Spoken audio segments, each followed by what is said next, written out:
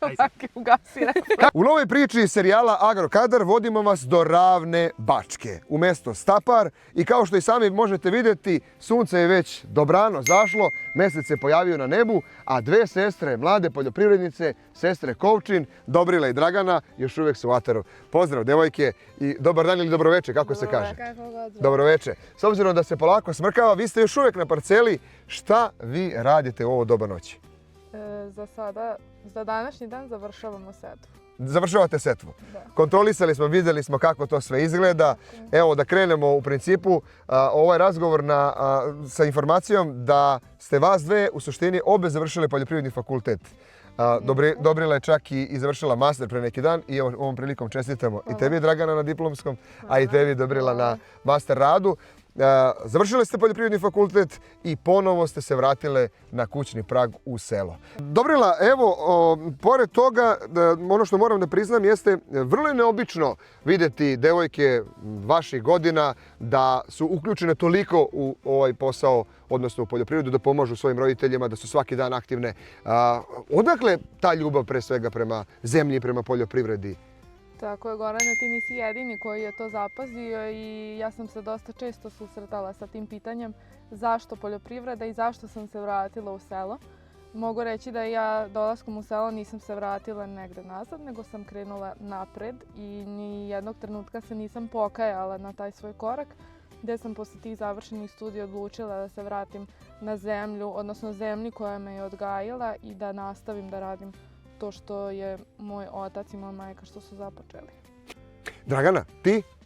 Pa moram reći da se slažem sa sestrom. Kao mlađa sam naravno bežala u grad. To mi je bilo kao neki beg odavde, ali sam shvatila tamo, provodeći dane, sam shvatila da ovo nema cenu i da kad stanemo ovdje gdje sada stojimo i kad čuješ samo tišinu koja nema cenu i čuješ taj neki mir koji selo pruža, mislim da mi to najviše kupilo, jer se tamo i kad se zatvorim u sobu osjetim, čujem buku, čujem grad, čujem neki tempo, a brzinu nekog koju ja nisam učila. Mi smo od malih nogu u ovome.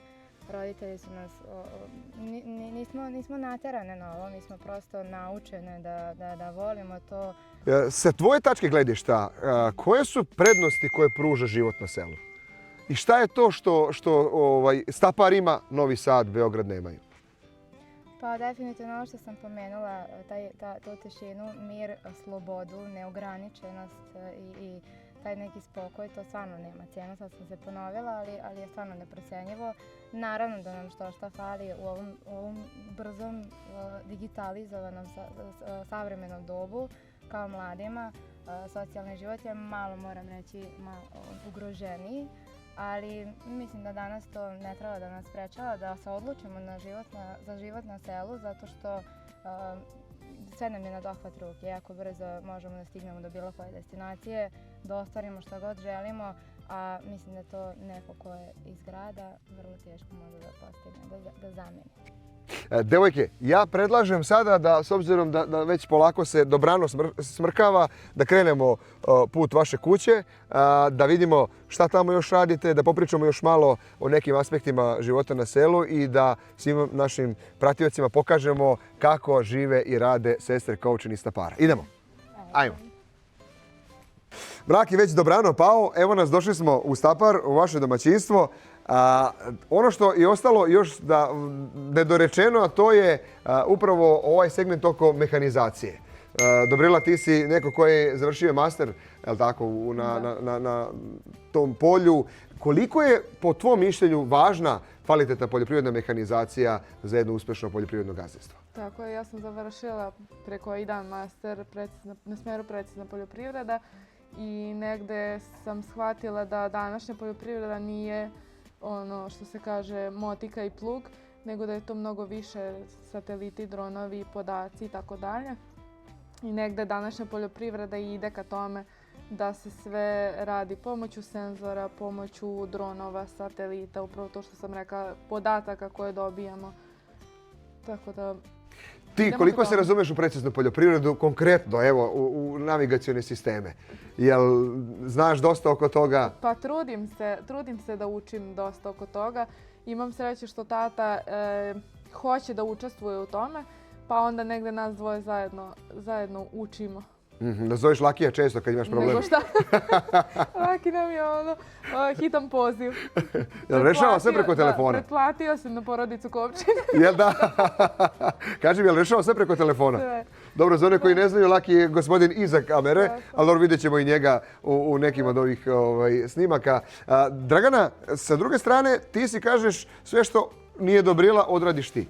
Šta je to što sve zapadne tebi tokom jednog radnog dana ovdje da moraš da odradiš, osim toga što kupiš lišće, čistiš dvorište i slično? To smo vidjeli na Instagramu. Pa u suštini, dobro si rekla, sve što se ne vidi, donekle radim ja, mada smo mi jedan krug, potpomažemo se u svakom mogućem poslu, polju, sve radimo zajedno i to je prosto neki naš način, stil života, to nije, ne gledamo to kao posao, ali smo u tome doduše ozbiljno, kao da je posao, ali na neki drugi način doživljavamo, ajde da se tako kažem. Dakle, mora da postoji podela poslova između vas dve?